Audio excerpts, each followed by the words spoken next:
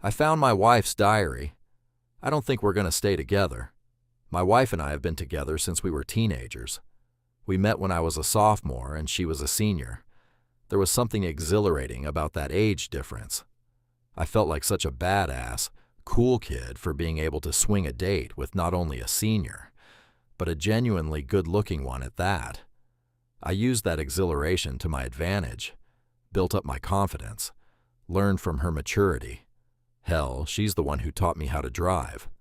We made it through the honeymoon phase, and by some miracle of God, we prevailed when she ended up going to college while I was left behind in high school for another 2 years. That's not to say it wasn't difficult. I learned a lot about myself in those 2 years. It's kind of insane how paralyzing separation anxiety is. My insecurity grew more and more each day. That's probably why I asked her to marry me immediately after purchasing our first apartment. I hate saying this just because it makes me sound so creepy, but she was mine. She was the only woman I could ever see myself with. If I lost her, it was like I was losing everything. When she agreed, it was like all of those fears and anxieties melted away. I felt so devotedly loved, and for a while, those feelings remained. God, there's something wrong with me. Through all the love she displayed, all the warmth she provided, I still could not shake the feeling that she was lying. She didn't love me. She secretly hated me. She resented me more than anything.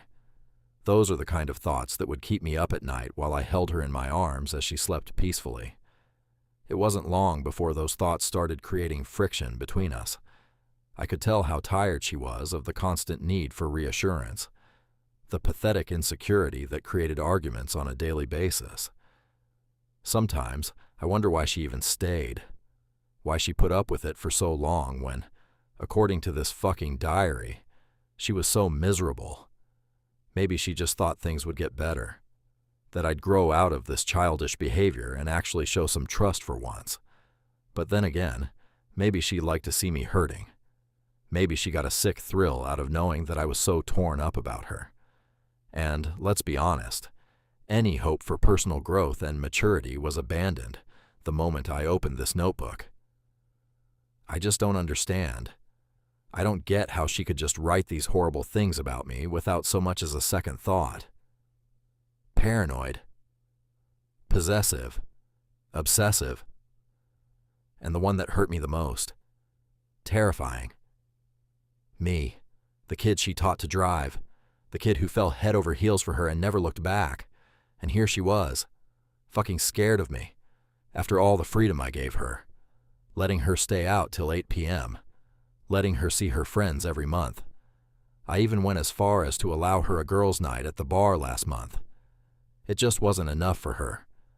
She wanted to leave, but she was scared. I couldn't even bring myself to read past the 30th page. I simply closed the diary, took a deep breath, and let my head fall in my hands. All my efforts, for nothing. While I sat in distress, my train of thought was interrupted by a quivering voice from behind me. "Honey, why are you sitting at my vanity?" In that moment, all I could do was laugh at the time wasted, laugh at the money thrown down the drain, laugh at the idea that I convinced myself that love was real. But more than anything, I laughed at our marriage. She wanted to leave, fine. Love is fleeting. But we made a promise to each other. This was till death did us part.